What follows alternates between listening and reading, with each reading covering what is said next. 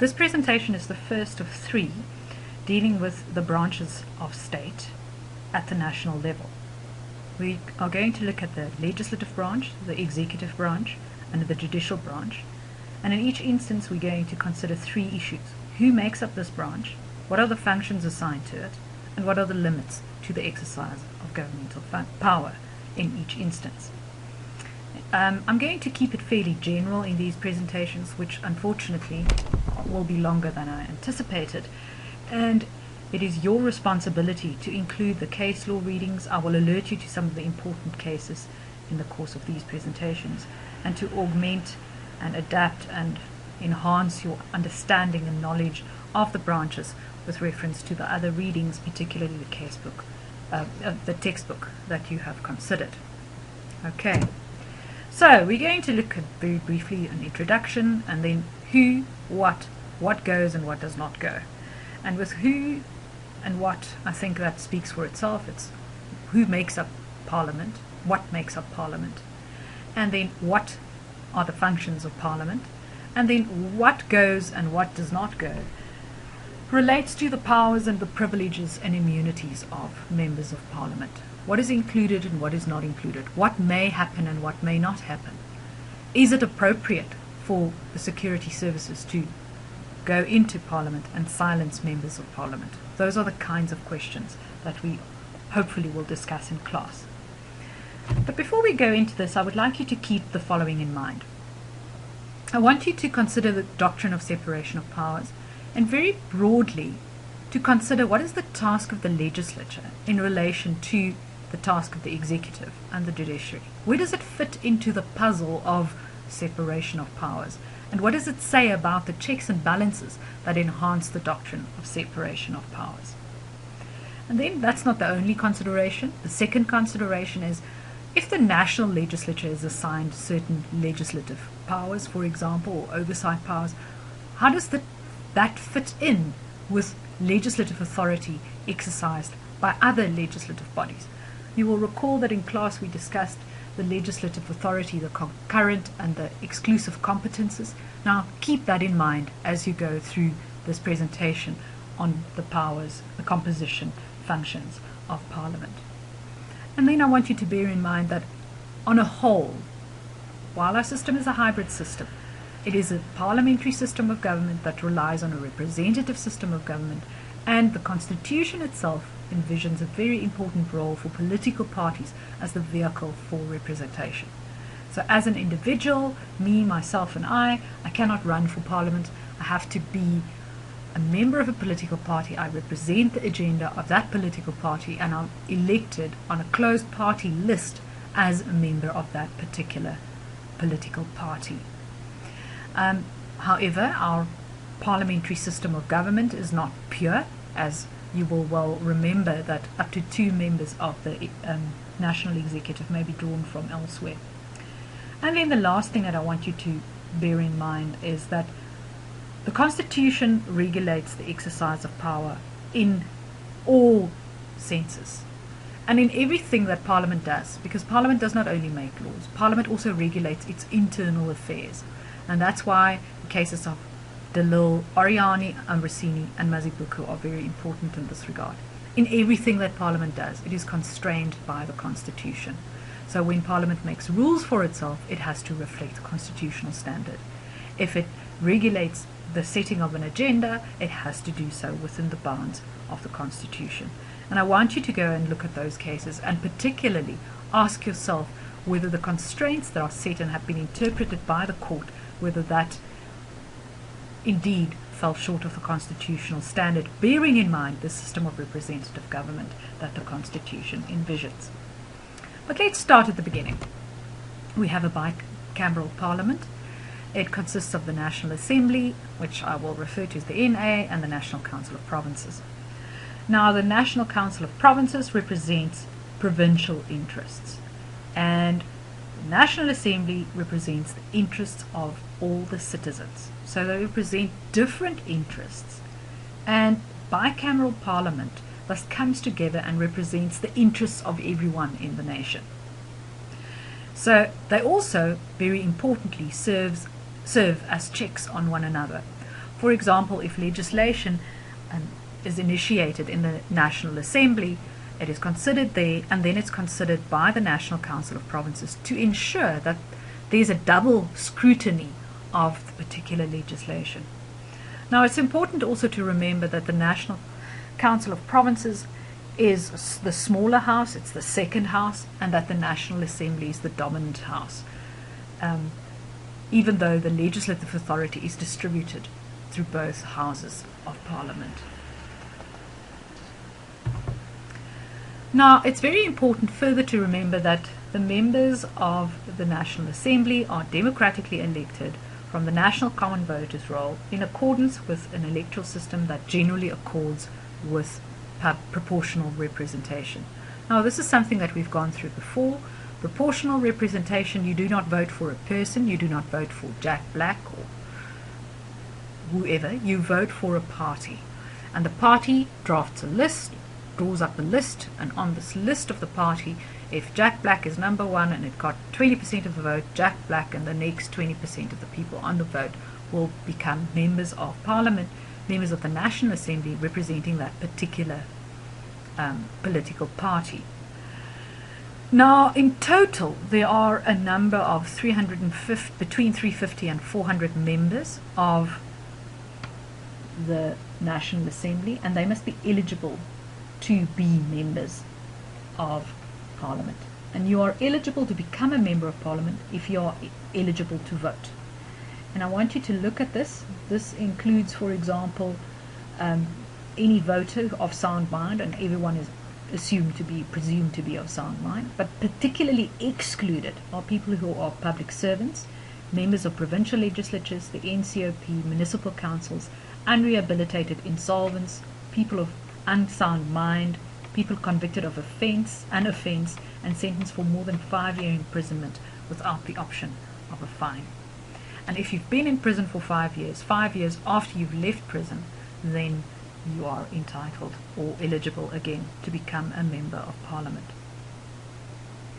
Now, further, as I've explained also in the lecture, no floor crossing is allowed. And there was a short period of time where there was a constitutional amendment that allowed for floor crossing, but within the context of the proportional representation that the Constitution allows for, the system in any case allows smaller parties to be represented, but it is a system that has its flaws, and in the end political sanity prevailed and floor crossing was scrapped.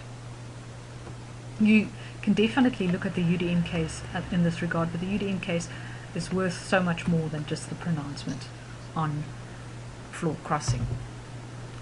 Now, a session of Parliament lasts from election to election, and the National Assembly sits for 6 months of the year, and it may not be resolved by the President. Remember now, the President upon election does no longer have a seat in Parliament, and he does not have the power to dissolve the National Assembly. But the National Assembly has the authority to dissolve itself, and that is only after 3 years of the particular session. And one would ask yourself, but why is that the case? For political reasons. The majority party may, for example, decide that it is strategically appropriate to call an election earlier, and therefore it would dissolve itself, and then the electoral process would start from there.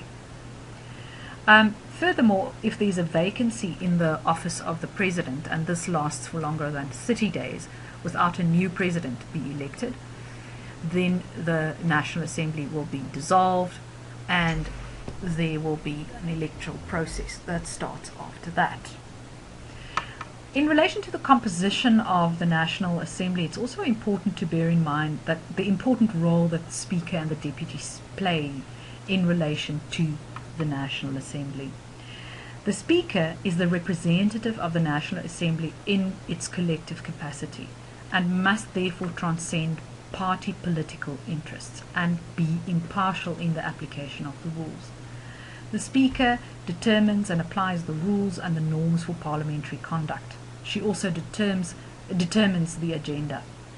And the Speaker is not there for life, but may be removed by resolution of the National Assembly, with a majority of the members supporting such a resolution. And it is here, for example, that the question arises particularly as to the decision to deploy security personnel in the House on the day of the opening of Parliament. And one would have to ask yourself whether that was within the bounds of the rules of Parliament.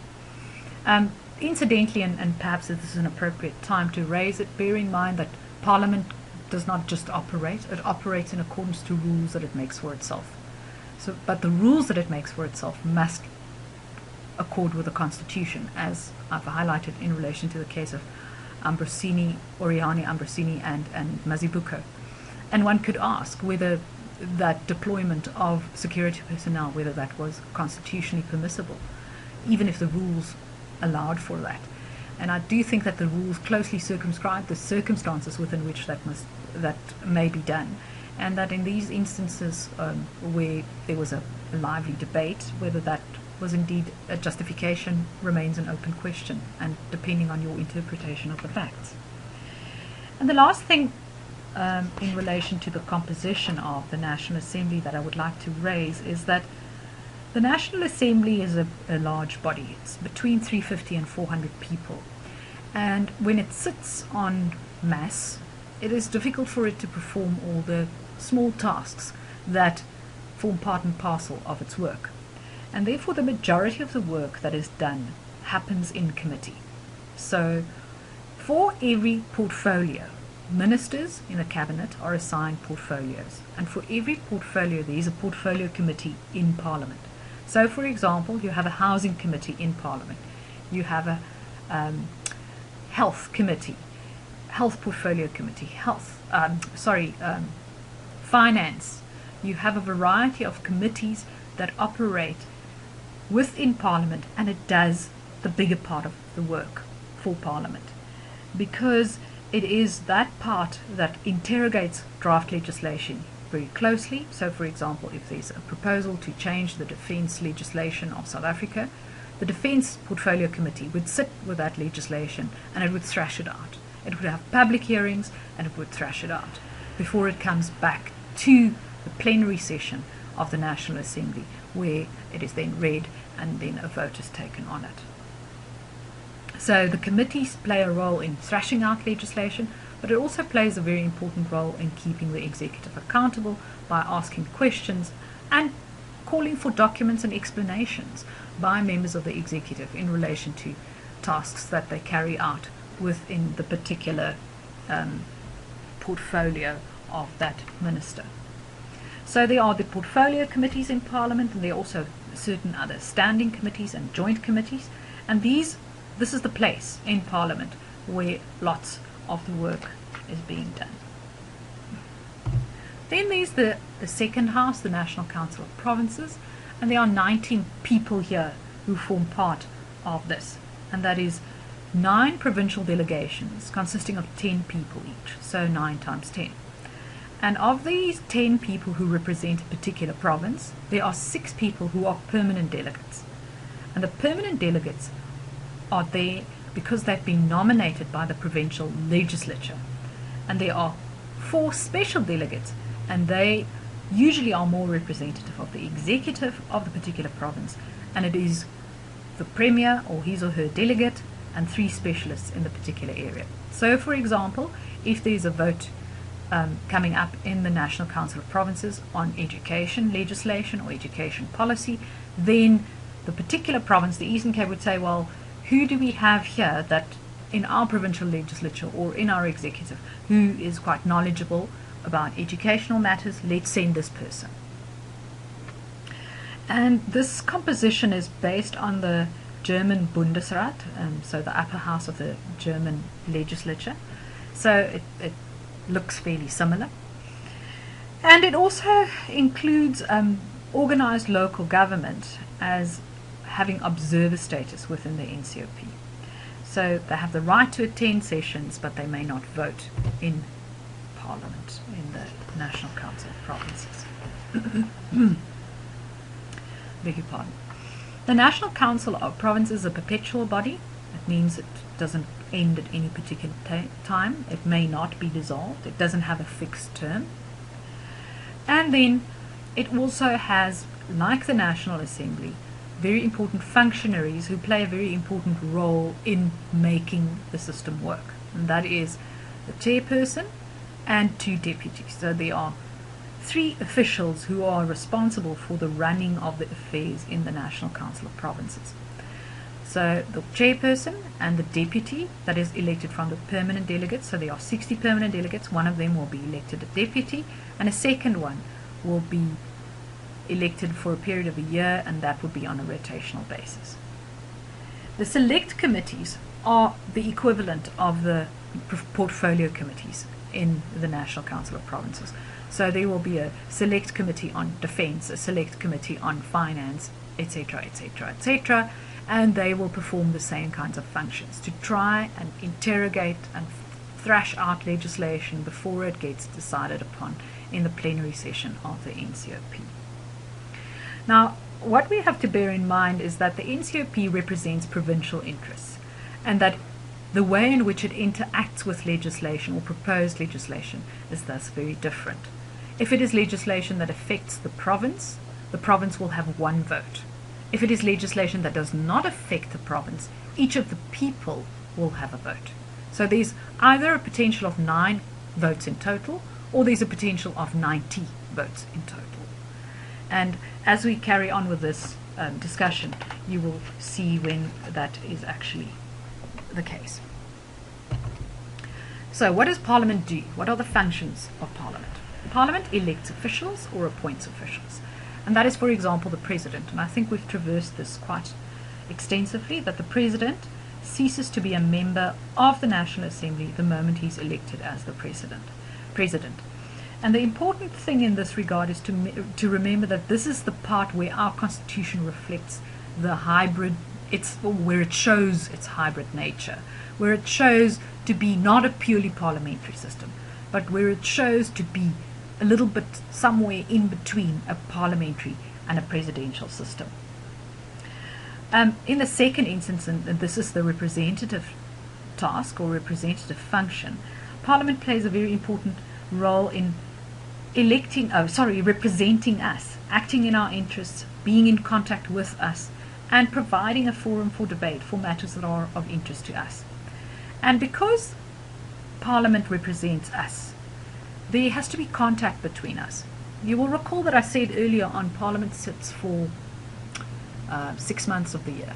The other 6 months of the year, parliamentarians are expected to be in contact with the people to whom they've been assigned as representatives. Despite the fact that we don't have constituencies, in terms of the operation of our system, political parties assign members to particular areas. And then that person has to work in the area, and it's typically where they have their homes. So they come back home and they interact with people and they take up our concerns, and they have to raise them in the National Assembly or in the NCOP as is appropriate. So they work in constituencies, and they don't sit for the other 6 months of the year twiddling their thumbs, or that is the understanding. In the next instance, it oversees the executive. And I think this is a very, very important task that we often forget about. Parliament is not the cheerleader of the executive. Parliament is supposed to be the watchdog. It's supposed to be that branch of government that does not just say whatever you do is wonderful. It has to interrogate budget allocations. It has to interrogate changes in policy. It has to interrogate and account and ask the executive to account for every cent that is spent of taxpayers' money. And this is done in a variety of ways. This is done in the select committees or the portfolio committees, as I've indicated earlier, during question time in the different houses. And it is also done through other mechanisms of questioning, interpellations, and so forth, which requires members of the executive to explain and amend or even resign if it is the case that they are found to be wanting. And then in the last instance, and this is what we usually think is the important part, and that is for Parliament to make laws. And I would like to flag this for you as something that I leave up to you to know how this is run. And the Friedman and De Vos book actually is quite good on that, so please go through that text. But obviously I have some guidance here for you on the next slide. The important thing is that they have to do all of this in relation to the Constitution, or in conformance with the Constitution. So I've alluded to this before, that the National Assembly and the National Council of Provinces represent different interests and that they therefore play different roles. So there are 4 kinds of bills, and you can see this in the Constitution itself. Constitutional amendments, bills affecting the provinces, bills not affecting the provinces, and money bills. And when a bill is introduced, either by a private member or by the member of the executive, then it has to be tagged. And tagged literally means that a label is put on it to say, this is the kind of bill that must be considered in the following fashion, or this is the kind of bill that needs to be considered in the following fashion. There are particular rules for constitutional amendments. There are particular rules for bills affecting the provinces, and there are particular rules for money bills. In the instance where the bill does not affect the provinces, each member of the NCOP will have a single vote, as opposed to the provinces voting per province. I want you to go and look at the different sections, that is 74, 75, 76 of the Constitution, and 77 for money bills, so that you know exactly how these work. I'm not going to go in detail in this presentation, because I think the important thing that I would like you to get out of this is that there are different paths for different bills. If a bill is tagged incorrectly, it cannot be passed. Remember that we've said that a court may interrogate into the procedure of the passing of legislation. If the court finds that a money bill was dealt with as an ordinary bill, then obviously it has to be declared unconstitutional, not for any other reason, but for the reason that the requisite procedures, or the prescribed procedures rather, were not followed. So have a look at this tagging process, and if you are still not clear, please raise this with me in class. The process is something that you've considered for yourself in relation to your tutorial, but I think the important part that I would also just like to highlight is that of public involvement in the legislative process.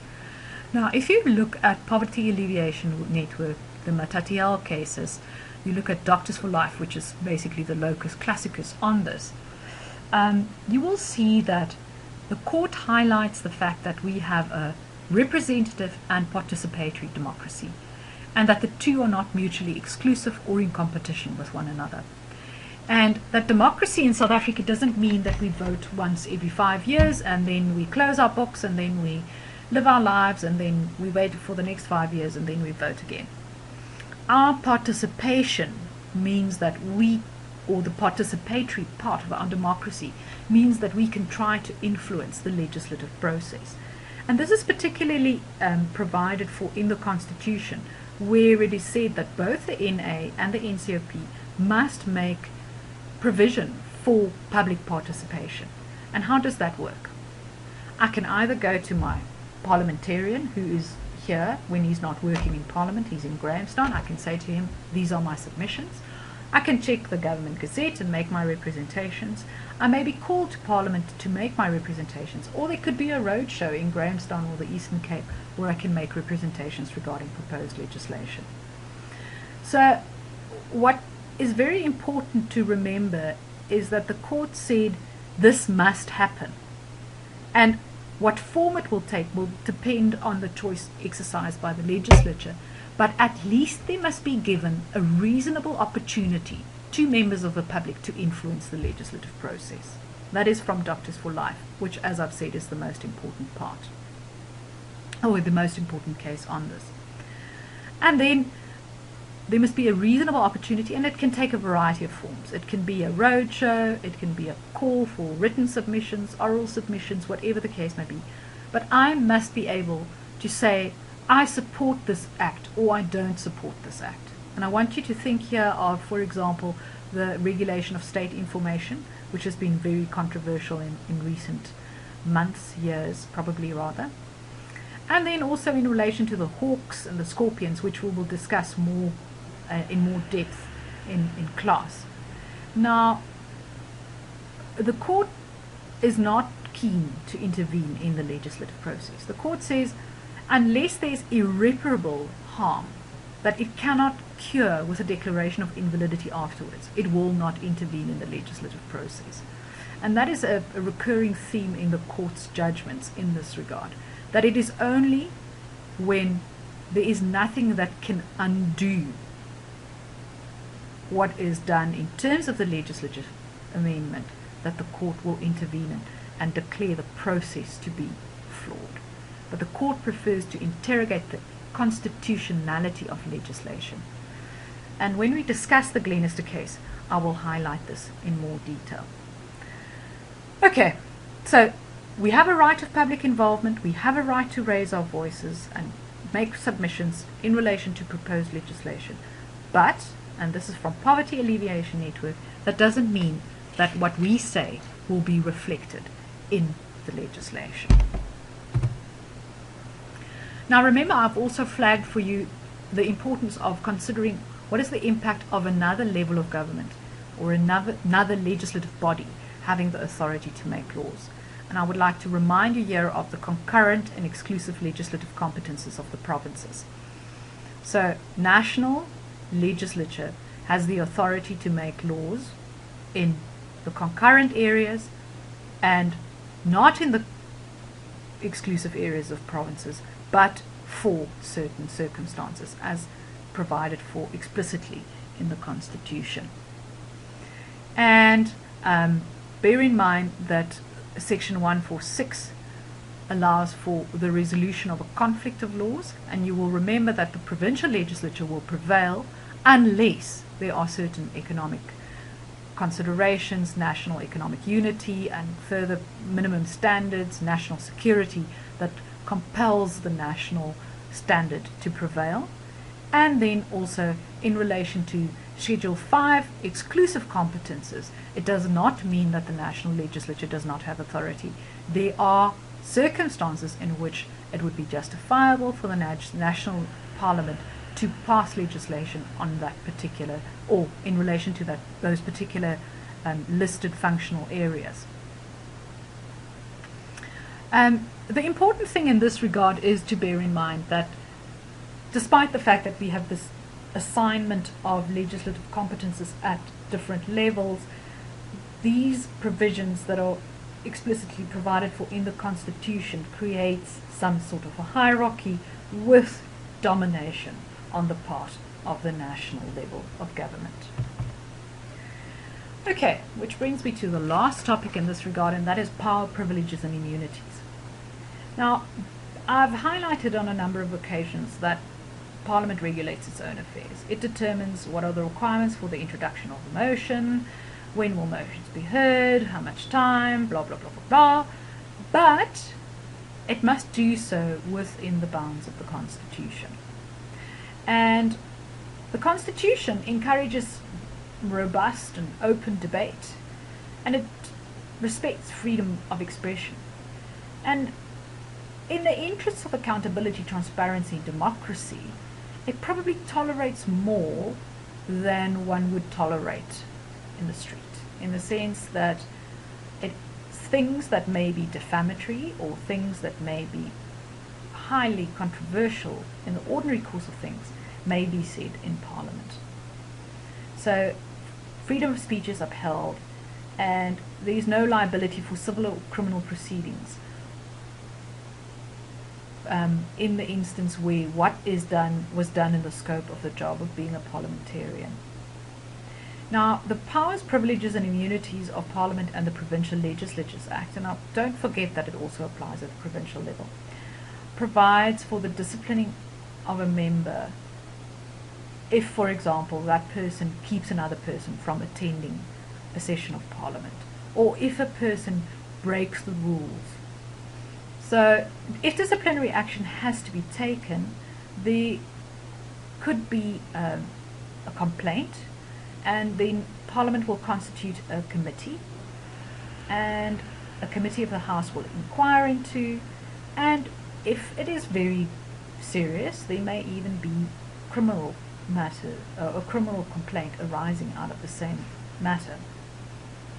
So this committee then interrogates why was X not allowed to attend the session, and was Y actually responsible for this, and then a variety of actions can be taken, including a formal warning, a reprimand, an order to apologize, suspension from the House, or even a fine of up to 1 month's salary. But this sort of sword of Damocles hanging over parliamentarians does not mean that parliamentarians should not actively and robustly engage in the task of legislating and keeping the executive accountable. But it does mean that there are certain things that are acceptable and certain things that are not acceptable, and that Parliament determines those boundaries, but that Parliament itself is constrained by the provisions of the Constitution. And you can look at DeLille's case in this regard, and then other issues, other cases regarding the organization of Parliament's affairs are that of Mazibuko and of Oriani Ambrosini. Thank you.